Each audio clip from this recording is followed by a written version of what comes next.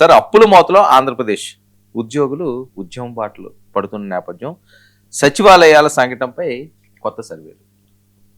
అప్పుల భారం చాలా ఎక్కువగా ఉంది. మొన్నే బడ్జెట్ కూడా పెట్టారు కదా, ఆ బడ్జెట్ మీద చర్చకు కూడా వాళ్ళకి పెద్ద అవకాశం లేదు, అంతగా జరగడం లేదు.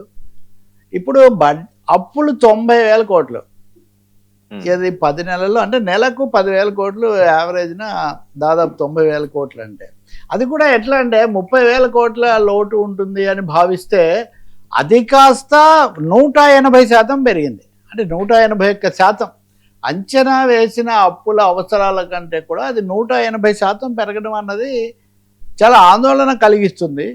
కాబట్టి 50,000 కోట్ల ఆదాయం లోటు ఉంది. ఏది ఇప్పటికీ కాగ్ లెక్క ప్రకారం ఈ రుణాలు బాగా పెరిగిపోవడంతో ఏడాది మొత్తానికి 33,000 కోట్లు ఉండొచ్చు అని వాళ్ళు లెక్కేస్తే అది కాస్త 181% పెరిగింది. 60,000 కోట్లలో దాటిపోతూ ఉంది. కాబట్టి 109% దాటి 97,674 కోట్లకు ఇప్పుడు అప్పులు చేరుకోవడం అనేది ఆంధ్రప్రదేశ్ ముఖ్యంగా ఆర్థిక శాఖ తీవ్రంగా ఆలోచించాల్సిన అంశం. ఎందుకంటే నిన్న కూడా ప్రశ్నల సమాధానాల్లో ఆర్థిక మంత్రి పయ్యావుల కేశవ్ మన అభివృద్ధి జాతీయ స్థాయిలో 5.8 ఎంతో ఉంటే మనది 6.2, మనది చాలా బాగుంది ఈ పద్ధతిలో చెప్తున్నారు. దీనివల్ల పెద్ద ఉపయోగం లేదు.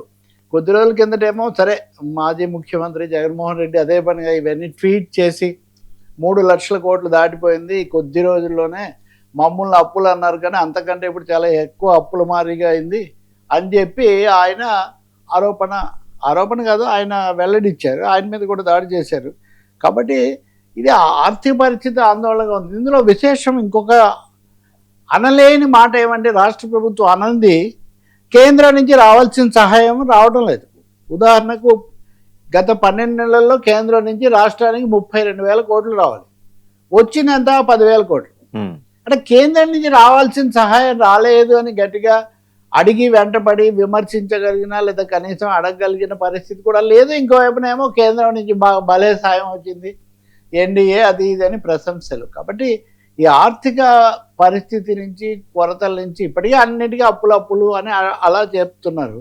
సో దీని ప్రభావము సంక్షేమ పథకాలు వీటితో పాటు ఉద్యోగుల మీద కూడా పడుతుంది. ఇప్పుడు అనేక పథకాలు ఎందుకు ప్రారంభించలేదు, నిరుద్యోగ భృతి, ఆడపిల్లలకు మహిళలకు 1,500 ఇవ్వటం అనేవి ఎందుకు రాలేదు, ఇలాంటి విమర్శలు ఒకవైపున ఉండగా ఇంకోవైపునేమో ఆర్థిక పరిస్థితి 6.2 అభివృద్ధి అంటుంటే సంక్షేమాన్ని సూపర్ 6 ఎందుకు అమలు చేయలేదు, ఇట్లాంటి ప్రశ్నలు కూడా వస్తున్నాయి. సో వీటన్నిటికీ ఒక సమగ్రమైన సమాధానంతో పాటు కేంద్రం నుంచి నిధులు తెచ్చుకోవాలి. రాష్ట్రం లోటులో ఉంది, అన్నిటికీ ప్రపంచ బ్యాంక్ దగ్గర అప్పు తెచ్చుకోండి అంటే వాళ్ళు అప్పు ఇచ్చిన వాడు షరతులు పెడుతున్నాడు.